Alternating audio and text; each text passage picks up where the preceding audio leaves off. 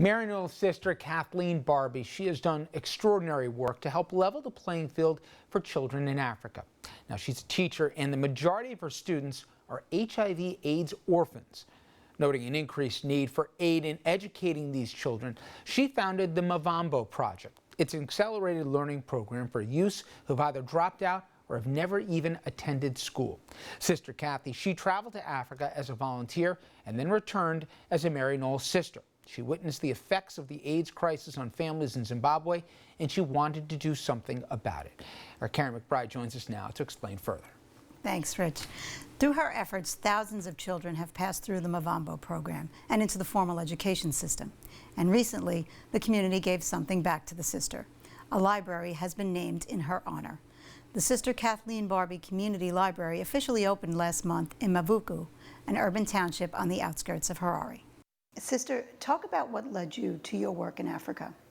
Well, I've always, since I was in the late, I'd say 19 years old, I've always been drawn to Africa. I was very influenced by Dr. Martin Luther King.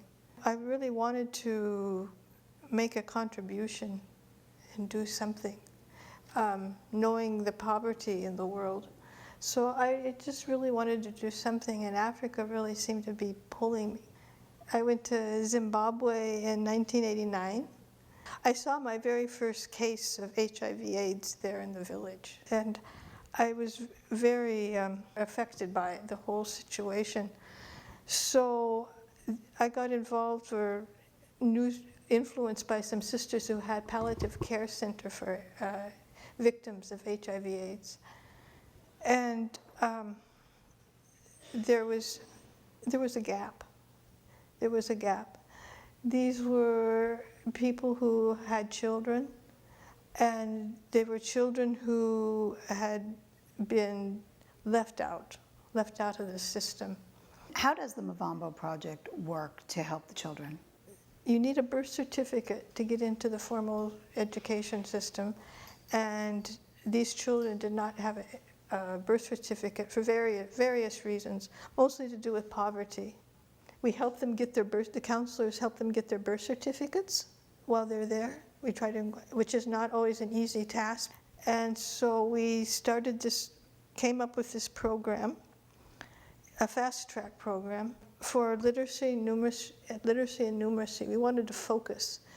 It was meant to be like a halfway house for education, where these children would come, get caught up, and then we would place them into the formal schools. So one of the first things I did is invited all in our local area, our school heads to a T. I wanted to get them involved in the project so they'd accept the children. I thought there's no good doing this if they're not going to be accepted. And somehow it worked. Somehow it worked. Sister, these children are orphans. Who takes care of them? The maternal grandmother is usually the one. In African culture, the extended family is very important, and they would traditionally be the ones. But because of the epidemic of HIV/AIDS, it's become more, and because of the political, social, and economic situation in Zimbabwe, it's become more and more difficult for the extended families to take this on because they're also struggling. So these grandmothers are in the informal sector. You know, they don't have jobs. They're vendors, selling vegetables, selling whatever.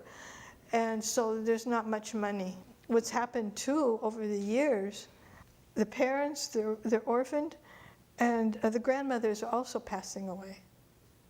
So we're ending up with a lot of child-headed households, which is really even more traumatic.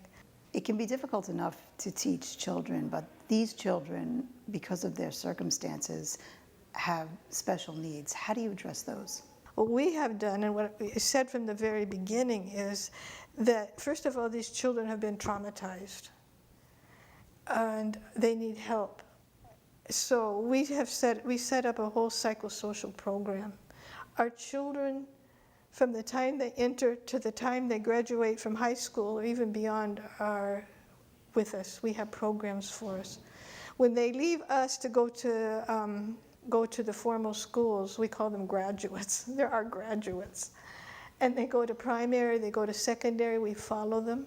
We have one now who's actually in tertiary at the university there in engineering. He's our first one. He was in our very first group, and he came in late, and I saw him over there in tears, crying in a corner. And I went over and I started chatting with him, and he just said he wanted to school so badly. He really wanted to go to school. And they had told him no. So I took him and I got him in. He's now going to be an engineer. So that to me is really, it's kind of full circle. I get a sense from listening to you that you're hopeful for these children. What does the future hold for them? I should say that the name Mavambo in Shona, the vernacular, is Genesis. I wanted to give it a name that had really some meaning. And the idea was this was really the beginning, a new beginning for these children. I'm optimistic in the sense that what they have is that they're literate. They have hopefully gained self-esteem. Our dropout rate is very, very low. We've had very, very few children drop out of school once they start with us. It's like 98% or something. Very few children drop out.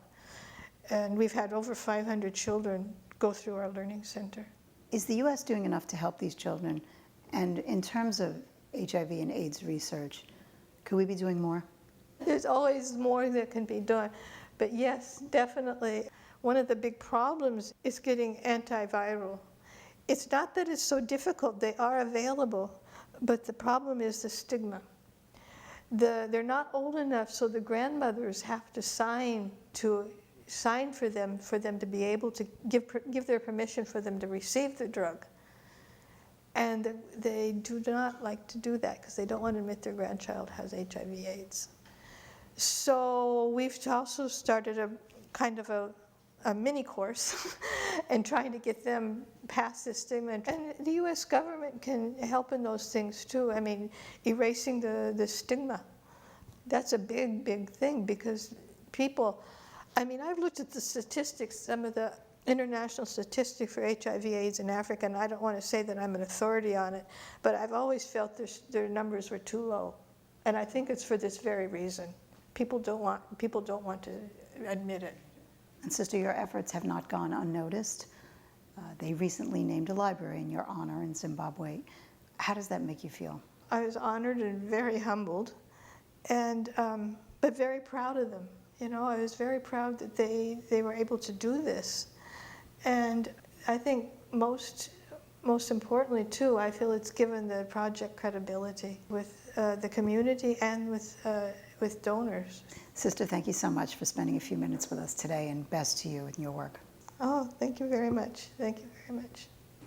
For more information about the sisters, go to MaryKnollSisters.org. Rich? Amazing story, amazing woman. Thank you, Caryn. Coming up next, everyone, we'll have some local headlines. Stay with us.